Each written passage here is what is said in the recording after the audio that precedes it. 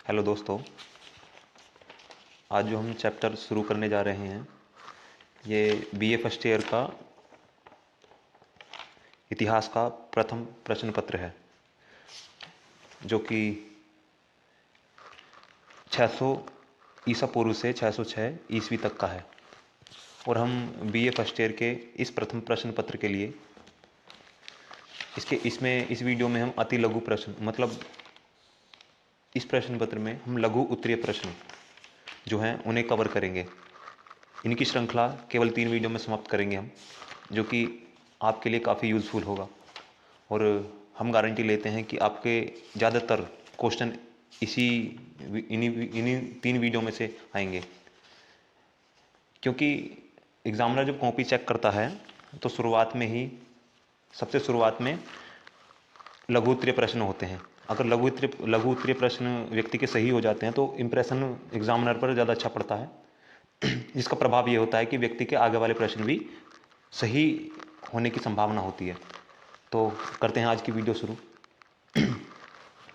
देखिए, हम अगर देखें तो पहला क्वेश्चन जो है ये है कि वेदों के नाम लिखिए। वेदों के नाम लिखिए। पहला है, जो कि आंसर है पहला, ऋग्वेद, सामवेद, यजुर्वेद, अथर्ववेद। वेदों की संख्या 4 है, जिनमें सबसे पुराना वेद ऋग्वेद है, और सबसे पुराना वेद जो है ऋग्वेद है, और सबसे नया वेद अथर्ववेद है। ठीक है। आज की फिर नेक्स्ट क्वेश्चन जो है इसमें फिर नेक्स्ट क्वेश्चन है, किन्हीं 2 ब्राह्मण ग्रंथों के नाम लिखिए। जिसमें पहला है ऐत्रेय ब्राह्मण, दूसरा है शतपथ ब्राह्मण। और फिर नेक्स्ट क्वेश्चन, किन्हीं 2 पुराणों के नाम लिखिए। पहला है मत्स्य पुराण, जबकि दूसरा है गरुड़ पुराण। ठीक है। और फिर इससे नेक्स्ट क्वेश्चन है, 2 आरण्यक ग्रंथों के नाम लिखिएगा। जिसमें पहला है मैत्रेयणी आरण्यक, दूसरा है तत्वकार आरण्यक। किन्हीं 2 स्मृतियों के नाम लिखिएगा। जिसमें पहला है मनुस्मृति, दूसरा है याज्ञवल्क्य स्मृति।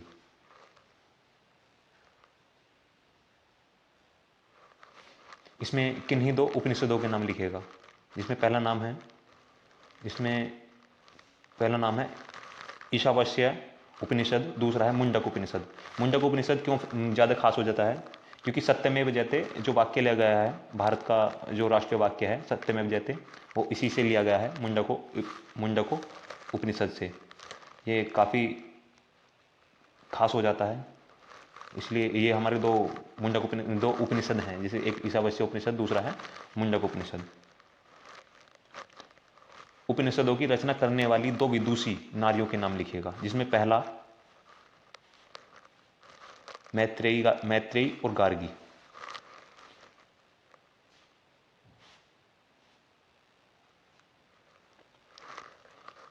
अगला क्वेश्चन है, पुराणों की संख्या कितनी है? जिसमें पुराणों की संख्या कुल 18 है। ये क्वेश्चन बार बार रिपीट होता है, इसी दृष्टि से बहुत काफ़ी महत्वपूर्ण हो जाता है। अगला क्वेश्चन, 2 पाली बौद्ध ग्रंथों के नाम लिखिएगा। 2 पाली बौद्ध ग्रंथों के नाम, पहला है दीपवंश और अगला है महावंश। ये दोनों बौद्ध ग्रंथ हैं जो कि पाली भाषा में लिखे गए हैं। अगला क्वेश्चन है, जैन धर्म के प्रमुख ग्रंथ का नाम लिखिएगा। जो जैन धर्म का जो प्रमुख ग्रंथ था वो था हेमचंद्र कृत परिशिष्ट पर्वन। ये जैन धर्म का काफ़ी प्रमुख ग्रंथ है। अगला क्वेश्चन है, भारतीय इतिहास की प्रथम ऐतिहासिक कृति का नाम लिखिएगा। भारतीय इतिहास की प्रथम कृति जो थी वो थी कल्हण द्वारा रचित राजतरंगिणी। राजतरंगिणी में जो है ना, भारत के जो उत्तरी भाग, जो जम्मू कश्मीर है, उसका इतिहास मिलता है। पूछे कि अगर कश्मीर का इतिहास कहाँ पर मिलता है, तो कल्हण द्वारा राजतरंगिणी जो रचित है राजतरंगिणी, उसमें उसी में मिलता है। राजतरंगिणी में 3 वंशों के नाम मिलते हैं। एक तो कारकोट, दूसरा है उत्पल और एक लोहार वंश। लोहार वंश, ये 3 वंश कश्मीर पे राज किया था इन तीनों वंश में। इन तीनों का वर्णन राजतरंगिणी में मिलता है जो कि कल्हण द्वारा रचित है। अगर इसी श्रेणी में अगला क्वेश्चन देखें, अगला क्वेश्चन है अश्वघोष की 2 पुस्तकों के नाम लिखिएगा। अश्वघोष की 2 मतलब हाँ, एक तो थी अश्वघोष की बुद्ध चरितम और दूसरी थी सोदरानंद काव्यम। ये 2 किताब थी, एक तो बुद्ध चरितम, दूसरी सोदरानंद काव्यम। अगला क्वेश्चन है मौर्य वंश के 2 ऐतिहासिक स्रोत कौन से हैं? पहला है मेगास्थनीज की इंडिका और दूसरा है कौटिल्य द्वारा रचित अर्थशास्त्र। इसमें दोनों में मौर्य वंश की जो प्रशासन की जो गतिविधियां थी सब इसी में वर्णित हैं। ये काफ़ी फेमस किताब है, ये राजनीति पर डिपेंड है ये अर्थशास्त्र जो है। नेक्स्ट क्वेश्चन, अर्थशास्त्र का लेखक कौन था? देखिए अर्थशास्त्र जो है ये मौर्य डायनेस्टी, मौर्य साम्राज्य से संबंधित था जो कि कौटिल्य द्वारा रचित है। कौटिल्य ने रचना की। कौटिल्य का नाम विष्णुगुप्त एवं चाणक्य दोनों होते हैं। अगला क्वेश्चन, जीवन चरित्र संबंधी किन्हीं 2 कृतियों के नाम लिखिए। मतलब जो जीवन चरित्र से संबंधित 2 रचनाएं थी उनके नाम लिखिएगा। पहला था चंद्रबरदाई रचित, चंद्रबरदाई थे, लेखक थे इसके, इन्होंने लिखी थी पृथ्वीराज रासो। और दूसरी जो थी पद्मगुप्त द्वारा रचित नव सहसांग चरित, काफ़ी फेमस किताब है ये, जो बार बार रिपीट होती है एग्जाम में, बीए फर्स्ट ईयर में। इसका अगला क्वेश्चन है 16वां क्वेश्चन है, हर्ष की 2 रचनाओं का नाम लिखिए। पहला है रत्नावली, दूसरा है नागानंद। ये काफ़ी फेमस बुक हैं हर्ष की, जो हर्ष द्वारा लिखी गई, इसलिए ये बार बार रिपीट होती हैं। अगला क्वेश्चन, राजतरंगिणी के लेखक कौन थे? राजतरंगिणी के लेखक कल्हण थे, जो कि जिसमें कश्मीर का इतिहास मिलता है पीछे, इसके बारे में हमने जिक्र किया। नेक्स्ट क्वेश्चन, कल्हण द्वारा रचित राजतरंगिणी में किसका उल्लेख मिलता है? मैंने बता दिया है कि इसमें कश्मीर का इतिहास मिलता है, तो मैं पीछे बताया था मैंने कि इसमें कश्मीर का इतिहास मिलता है। 3 वंशों का उल्लेख मिलता है। पहला जो वंश है उसका नाम है कारकोट, दूसरा है उत्पल, तीसरा लोहार वंश। जो कारकोट वंश था, जो ललितादित्य मुक्तिपीठ नाम के एक राजा हुए थे जिन्होंने कश्मीर के काफ़ी बड़े हिस्से पर राज किया। दूसरा जो उत्पल वंश है, इसके अवंती वर्मन इसके संस्थापक हुए हैं। और जो लोहार वंश था, इसके संस्थापक संग्राम राज थे, जो एक व्यक्ति था जिसे कश्मीर का नीरो कहा जाता था। वो कश्मीर का नीरो लोहार वंश से संबंधित था। और जो कश्मीर का नीरो जो हर्ष था, उसी के साम्राज्य में एक व्यक्ति रहता था कल्हण, जिसने राजतरंगिणी नामक कृति लिखी। बस इतना हमारे एग्जाम में काफ़ी होगा। और इससे आगे नेक्स्ट क्वेश्चन देखते हैं अब।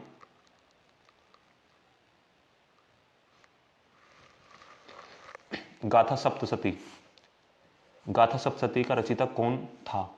गाथा सप्तशती थी, गाथा सप्तशती का रचिता सातवाहन काल का प्रसिद्ध कवि हाल था। कौन था? हाल।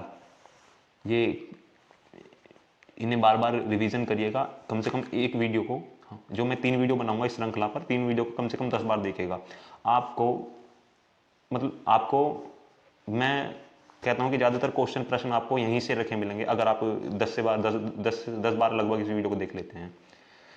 आइए देखते हैं नेक्स्ट क्वेश्चन। कालिदास द्वारा रचित किन्हीं 2 नाटकों के नाम लिखिएगा। 2 नाटक कालिदास द्वारा। पहला है मेघदूतम, दूसरा है रघुवंशम। ये दोनों कालिदास द्वारा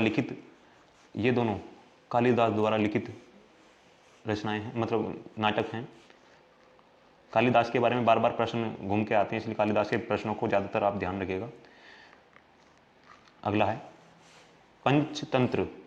पंचतंत्र का लेखक कौन था? पंचतंत्र के लेखक विष्णु शर्मा थे। ये जो पंचतंत्र है, विदेशी लैंग्वेज में विदेशी लैंग्वेज में ट्रांसलेट होने वाली, सबसे ज़्यादा ट्रांसलेट होने वाली पुस्तक है पंचतंत्र। ये विष्णु शर्मा द्वारा लिखी गई है, जो कि संस्कृत में लिखी गई थी।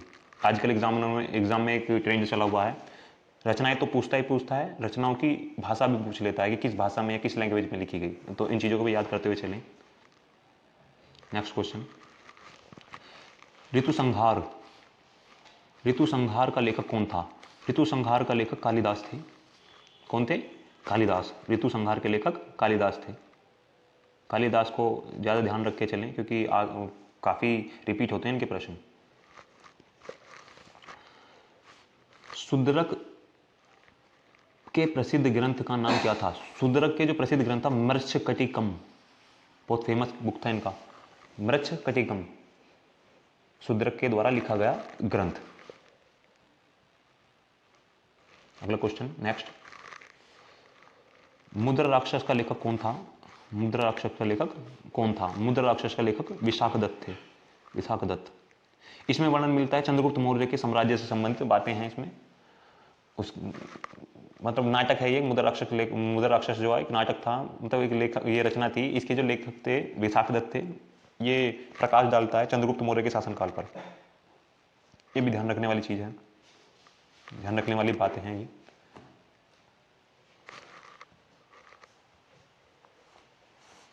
अगला, 10 कुमार चरित्र के लेखक कौन थे? 10 कुमार चरित्र के लेखक, 10 कुमार चरित्र के लेखक कौन थे? 10 कुमार चरित्र के लेखक महर्षि दंडी थे। 10 कुमार चरित्र के लेखक महर्षि दंडी थे। ये भी रिपीटेड काफ़ी बुक है, जो बार बार एग्जाम में पूछी जाती है, इसे ध्यान रखें। अगला है, भारत का शेक्सपियर किसे कहा जाता है? भारत का शेक्सपियर कालिदास को कहा जाता है। नेक्स्ट क्वेश्चन,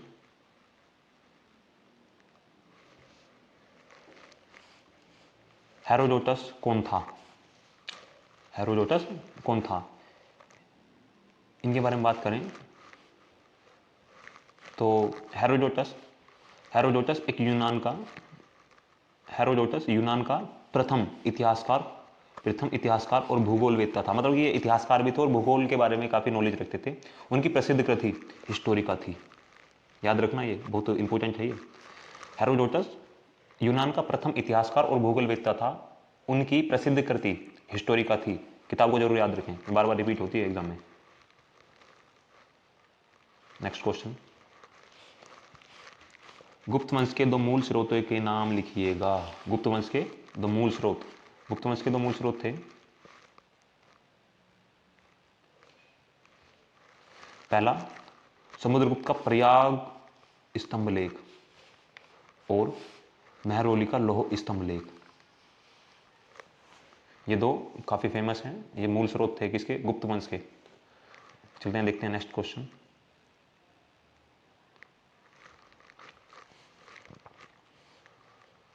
हर्षवर्धन कालीन 2 स्रोतों के नाम लिखिए। हर्षवर्धन कालीन के 2 स्रोत, जो जिसके मतलब कि हर्षवर्धन के शासनकाल के बारे में जानकारी मिलती है, 2 ऐसे स्रोत।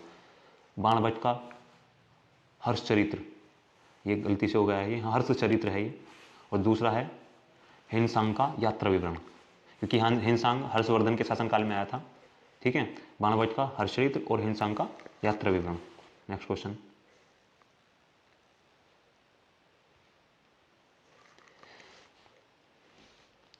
किन्हीं दो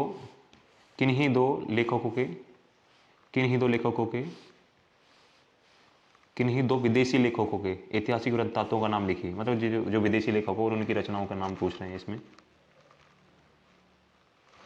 कौन थे? एक तो हिस्टोरिका जो कि हेरोडोटस ने लिखी। एक तो युद्ध का इतिहास जो कि एरिस्टोबुलस सिकंदर का एक इतिहासकार था ये एरिस्टोबुलस। कौन सी 2 रचनाएं हैं जो विदेशी द्वारा लिखी गई हैं? हिस्टोरिका जो कि हेरोडोटस ने लिखी और एक युद्ध का इतिहास जो कि एरिस्टोबुलस, ये सिकंदर का इतिहासकार था, सिकंदर के साथ भारत आए थे एक बार। किन्हीं दो विदेशी राजदूतों का नाम लिखिए। किन्हीं 2 विदेशी राजदूतों का नाम लिखिए। पहले 2 विदेशी राजदूत, पहले थे मेगस्थनीज जो कि चंद्रगुप्त मौर्य के शासनकाल में आए, और जो कि डिमार्कस, ये बिंदुसार के शासनकाल में आए थे। इनको याद रखें, बार बार रिपीट होते हैं ऐसे क्वेश्चन। मात्र 3 वीडियो में आपका पूरी श्रृंखला कवर हो जाएगी। अगर आप इन्हें बार बार देखें तो आपके लिए काफ़ी यूजफुल होगा। नेक्स्ट क्वेश्चन, प्राचीन भारतीय इतिहास के किन्हीं 2 अभिलेखों के नाम लिखिए। अभिलेख, प्राचीन भारत के 2 अभिलेखों के नाम। पहला समुद्रगुप्त का प्रयाग स्तंभ लेख और दूसरा खारवेल का हाथी गुम्फा अभिलेख। खारवेल जो कि जैन धर्म से संबंधित राजा था, ये ओडिशा के क्षेत्र पर इन्होंने राज किया। ये कलिंग के राजा थे खारवेल, ठीक है। इनके जो इनका हाथी गुम्फा नामक अभिलेख है काफ़ी प्रसिद्ध है।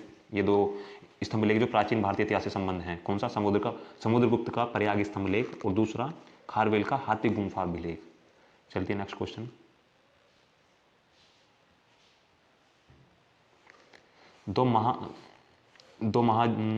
33वां क्वेश्चन है 33।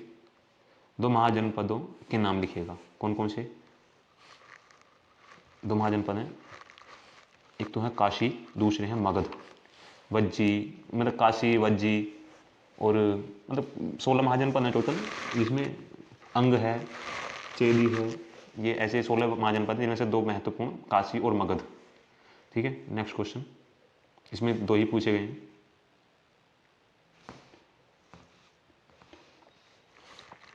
छठी शताब्दी ईसा पूर्व के किन्हीं 2 गणराज्यों के नाम बताइए। गणराज्य का मतलब जहाँ का राजा वहाँ के लोगों द्वारा चुना जाता हो। ये सबसे प्राचीन गणराज्यों में से एक है। पहला कपिलवस्तु का शाक्य गणराज्य, यहाँ से ही तुम्हारे गौतम बुद्ध बिलोंग करते थे। जबकि दूसरा है कुशीनगर के मल्ल। कुशीनगर में ही गौतम बुद्ध जी का महापरिनिर्वाण हुआ, ठीक है। कपिलवस्तु के शाक्य और कुशीनगर के मल्ल, ये 6वीं शताब्दी ईसा पूर्व के किन्हीं 2 गण राज्यों के नाम थे, ठीक है। नेक्स्ट क्वेश्चन है 6वीं शताब्दी ईसा पूर्व के 4 प्रमुख व्यापारिक जनपदों के नाम लिखिए। इसमें पहला है कंबोज, दूसरा है कौशाम्बी, तीसरा है कौशल, चौथा है वाराणसी। ये 4 प्रमुख व्यापारिक केंद्र थे 6वीं शताब्दी ईसा पूर्व में। चलते हैं नेक्स्ट क्वेश्चन।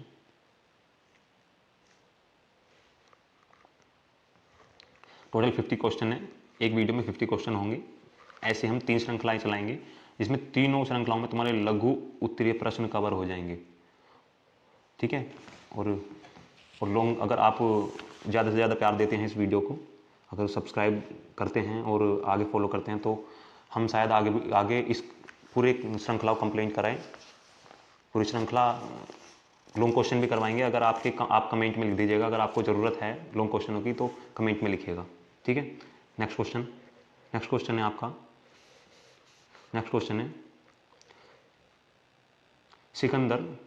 सिकंदर के गुरु का नाम क्या था?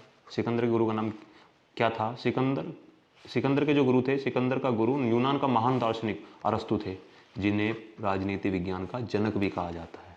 अरस्तु काफ़ी बड़े विद्वान हुए हैं। ये यूनान के रहने वाले थे और ये काफ़ी बड़े दार्शनिक थे, काफ़ी फिलोसफर थे, काफ़ी बड़े फिलोसफर, ठीक है। ये पॉलिटिकल साइंस के जन्मदाता हैं। अगला नेक्स्ट क्वेश्चन है सिकंदर ने किन महापुरुषों को अपना आदर्श बनाया? इन्होंने 2 महापुरुषों को अपना आदर्श बनाया। पहले हरक्यूलस, दूसरे थे साइरस। इन दोनों को इन्होंने अपना आदर्श माना, ठीक है। नेक्स्ट क्वेश्चन, किस भारतीय शासक ने पोरस के विरुद्ध सिकंदर की सहायता की थी? पोरस पंजाब के राजा थे, इनके खिलाफ सहायता करी थी इन्होंने सिकंदर की। कौन थे वो राजा?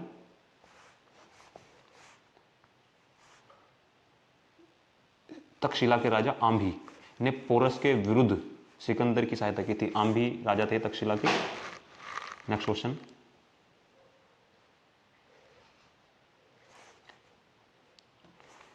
सिकंदर के साथ आने वाला इतिहासकार कौन था? सिकंदर के साथ जो आए थे उस इतिहासकार का नाम, जो सिकंदर के साथ आने वाला इतिहासकार टालमी थे। कौन थे? टालमी, जो कि नामक रोमन इतिहासकार थे जिनका नाम टालमी था। ये सिकंदर के साथ भारत आए थे। नेक्स्ट क्वेश्चन,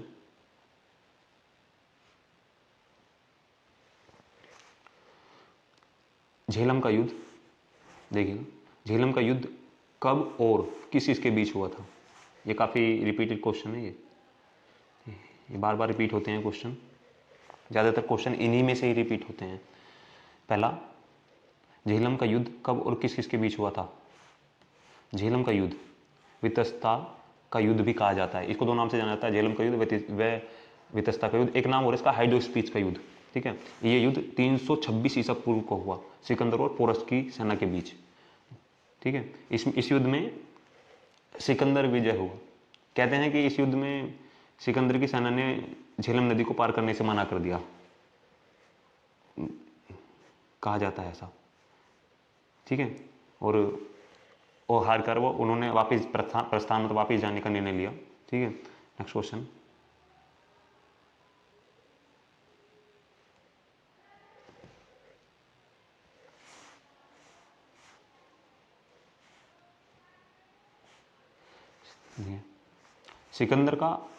सिकंदर द्वारा स्थापित दो नगरों के नाम लिखिएगा। सिकंदर द्वारा स्थापित दो नगरों के नाम,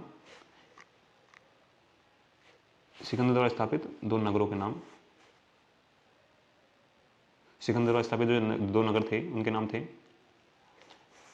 दो नगर। ठीक है जी, अलेक्जेंड्रिया और बउकेफला, ये दो नगर थे जो कि सिकंदर द्वारा स्थापित। झेलम ये श्रीनगर के जम्मू कश्मीर के आसपास ही हैं। ये दो नगर वहां बसाए गए थे सिकंदर द्वारा। ठीक है, नेक्स्ट क्वेश्चन,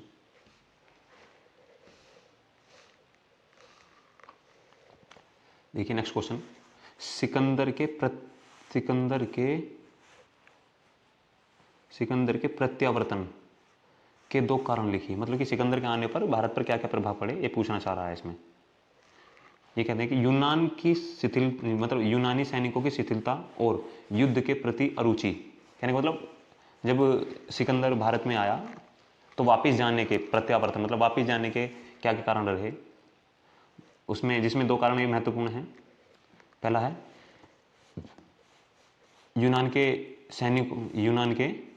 सैनिकों की शिथिलता और युद्ध के प्रति अरुचि, क्योंकि थक चुकी थी, काफ़ी लंबे यात्रा करते हुए और युद्ध जीतते हुए वो सेना थक चुकी थी, तो उनका मनोबल टूट रहा था।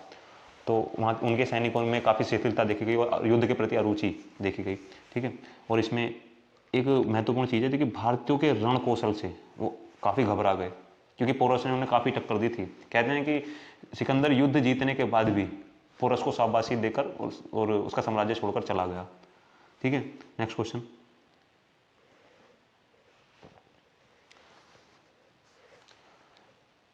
सिकंदर महान के आक्रमण के दो महत्वपूर्ण प्रभावों का वर्णन कीजिए। मतलब कि सिकंदर के आने पर जो दो प्रभाव पड़े, उसके जो आक्रमण के बाद जो प्रभाव पड़े भारत पर, कौन कौन से हैं? पहला है राष्ट्रीय एकता की भावना का विकास हुआ लोगों में, क्योंकि जब सिकंदर ने आक्रमण किया तो चाणक्य की बहुत बड़ी भूमिका थी कई राज्यों को एकत्रित करने की, उन तक मैसेज पहुंचाने की कि सिकंदर आक्रमण करने वाला है, आसपास के सभी राज्यों एक हो जाएं, एक संघ बना लें जिससे हम बाहरी शक्ति का मुकाबला कर सकें। ठीक है, और दूसरा है केंद्रीय शक्ति के महत्व का विकास, मतलब कि जो सेंट्रल में पावर फिर मजबूत हुई कि हम आपस में बिखरे ना रहें, एक हों, जिससे हम विदेशी शक्ति या विदेश में अपने आप पर आक्रमण करने वाले का सामना कर सकें। तो केंद्रीय शक्ति की महत्व का विकास हुआ और राष्ट्रीय एकता की भावना का विकास हुआ। ठीक है, नेक्स्ट क्वेश्चन, है हर्यंक वंश का पहला प्रतापी शासक कौन था? हर्यंक वंश का पहला प्रतापी शासक जो थे, पहला प्रतापी शासक थे बिंबिसार। ठीक है जी, बिंबिसार हर्यंक वंश के पहले प्रतापी शासक हुए। ठीक है, next question,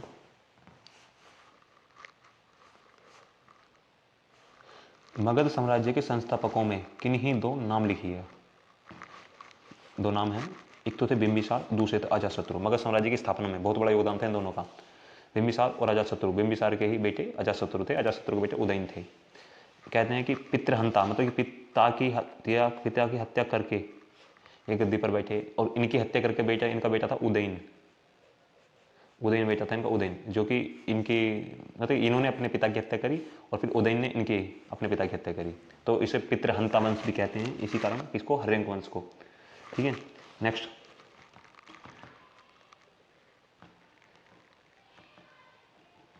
question. Next question है अजातशत्रु किस राज्य से संबंधित था। देखिए बिंबिसार का बेटा ही अजातशत्रु था, उन्होंने मगध साम्राज्य पर राज किया और इनके बेटे फिर अजातशत्रु के बेटे उदयन हुए, पितृहंता वंश भी कहा जाता है इसे। ठीक है, ये इन्होंने मगध साम्राज्य पर काफ़ी लंबे समय तक शासन किया। नेक्स्ट क्वेश्चन, अजातशत्रु के शासनकाल में कौन सी बौद्ध संगति का आयोजन हुआ। ठीक है, अजातशत्रु के शासनकाल में पहली बौद्ध संगति का आयोजन हुआ, पहली का। ठीक है, टोटल 3 बौद्ध संगति हुई हैं। ठीक है जी, पहली अजातशत्रु के में हुई, दूसरी कालाशोक के शासनकाल में हुई है और तीसरी टोटल 4 हुई है, टोटल 4 बौद्ध संगति हुई है। पहली अजातशत्रु के में हुई है, ठीक है जी, दूसरी कालाशोक के में हुई है, तीसरी अशोक के में हुई है और चौथी कनिष्क के में हुई है। ठीक है जी,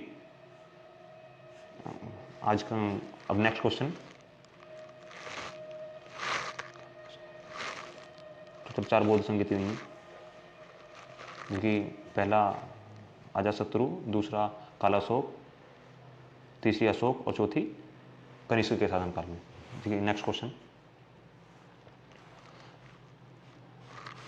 है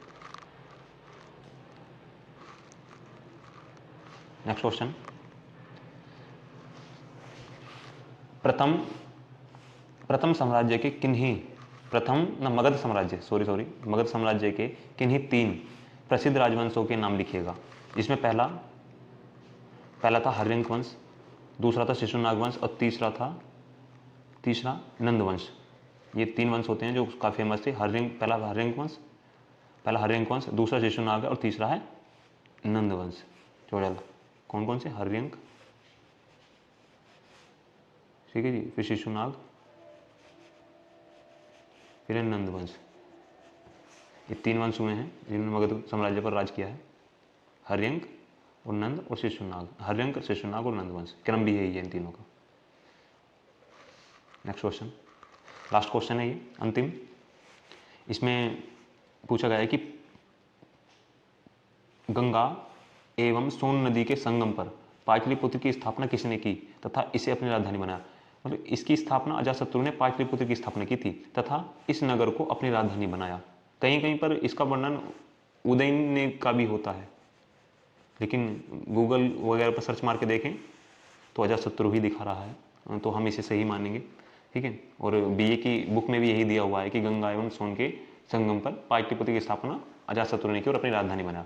ठीक है, और अगर आप इसी श्रृंखला में आगे भी वीडियो और लॉन्ग क्वेश्चन की वीडियो भी चाहते हैं तो कमेंट में लिखें और चैनल को सब्सक्राइब करें और लाइक करें, जिससे हमें काफ़ी मोटिवेशन मिलता है और हम नेक्स्ट वीडियो बनाते हैं। ठीक है, और हम इसी श्रेणी में आगे देखिए, हम 100% इससे बाहर हम कोशिश करेंगे, क्योंकि काफ़ी एनालाइज करने के बाद हमने पाया है कि ज़्यादातर क्वेश्चन रिपीट करती है सीसीएस यूनिवर्सिटी वगैरह जो ये पेपर होते हैं बीए वगैरह के।